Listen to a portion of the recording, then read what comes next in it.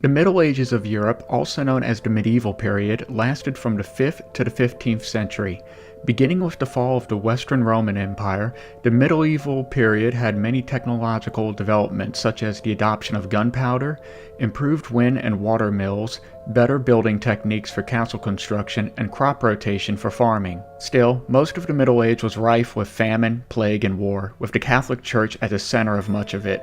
Torture was often used as a technique to extract information and confessions of crimes, real or otherwise. The technological advances of the medieval periods gave birth to a wide array of nightmarish devices designed to inflict enduring pain and sometimes used as a long, graphic method of execution. While there's many methods of horrifying and surreal techniques of torture that were used during the Middle Ages, I'll be focusing on 5 that I find to be the most disturbing amongst them. The thumbscrew was originally used in medieval Europe. Sometimes it was identified as a thumbkin. A small portable vise, it was used by torturers to apply pressure onto a victim's thumb until it was crushed. Some of these devices came equipped with spikes and bolts to pierce into the thumb to cause further pain. It could also be used on other fingers and toes if needed. Bigger variants of this torture device were used to crush feet, arms, and even heads, although the thumbscrew was the most common used variant as it could be easily carried by its user. Its non-lethal method of causing pain made it a favorite of the Spanish Inquisition. At its core, the garrote torture device is simply a strangulation device. With the victim being seated in a wooden chair, a rope or wire was tied onto the neck of the victim and then held in place with a metal collar. The torturer would then use a handle or a crank that tightened the rope or wire around the victim's neck, causing it to be crushed over time. Asphyxiation was the primary cause of death. Sometimes, the cervical vertebrae or upper bones of the neck would be crushed instead. Occasionally, less advanced versions of this device were employed, with the victim simply being tied to a pillar by their hands and neck and left to stand on their own 2 feet. Eventually, the weight of their body would strangle themselves. Believe it or not, death by this device was one of the more humane methods of dying compared to various other medieval torture devices and execution, able in some cases to kill its victim quickly with little pain or blood.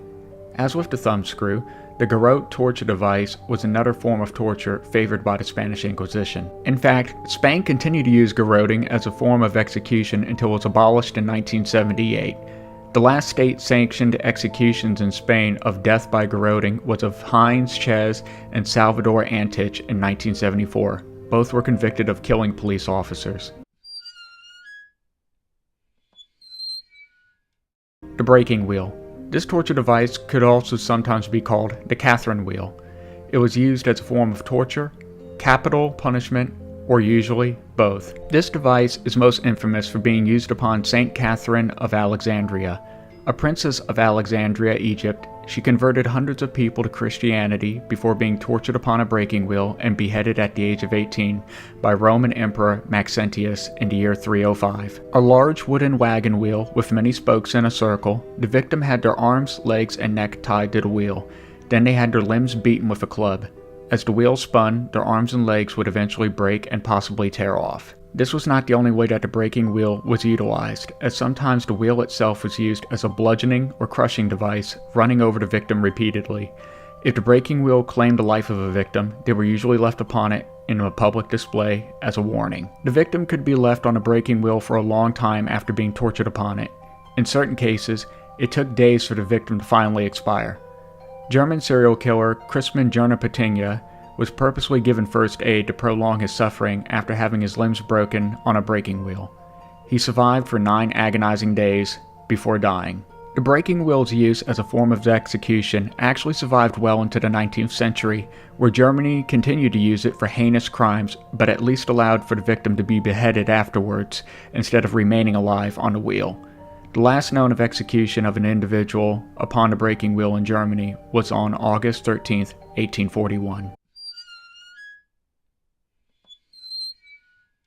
Coffin torture, or sometimes called the crow's cage, was one of the most feared methods of torture in the medieval period, and it's not hard to see why.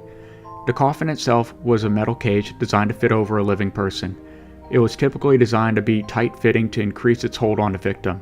The iron coffin was then held from a tree or gallows. The victim would then be held inside of the coffin for a determined period of time, depending on whatever crime was committed by them. In the case of serious crimes, the victim could be left to die inside of the coffin. To make death more excruciating, the victim might be left in a very cold or very desolate place, or even a very hot environment. For lesser crimes, the victim was usually placed in a public area where they could be mocked or laughed at, though sometimes this could result in death if the gathered crowd threw rocks at the victim or stabbed at him with a sword or pitchfork. Immurement is a form of torture and imprisonment where the victim is placed in a closed-off space with no exits.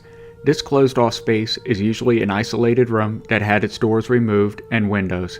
It is then sealed off with bricks, rocks, or cement, leaving the victim trapped inside. Immurement has been used as a form of execution when a prisoner is left to die with no food or water. Tales of immurement stretch as far back as ancient Rome. Vestal virgins, a class of priestesses dedicated to the goddess Vesta, could be sentenced to immurement if found to have broken their vows of chastity. Fortunately, only 10 documented cases of immurement of these priestesses have said to have occurred. Throughout the Middle Ages, immurement was rarely used for capital punishment except in certain cases. Notable deaths include Maud de Bros, a well-liked English noble, and her eldest son, who was immured in Corfe Castle after angering King John by accusing him of murdering a member of his family. Unlike some other forms of torture, immurement was also used on animals for the purpose of sacrifice, with some believing the animal's death would strengthen the structure being built as its soul would be merged with it. Of course, this was also done with humans as well. Immurement also appears in many works of literature long past the medieval period. Edgar Allan Poe featured this grisly form of torture in much of his work, most notably The Cask of Amontillado. Mark Twain's The Adventures of Tom Sawyer features the character Injun Joe, who died when he accidentally sealed himself within a cave.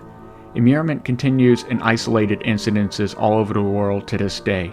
It's not uncommon for it to still be used as a form of execution by organized crime gangs. This is just a short list of some of the cruel methods of torture utilized in the Middle Ages, and while most of it is something that's now only discussed in the past, there are select individuals whose twisted minds hold no bounds for what they consider to be entertainment.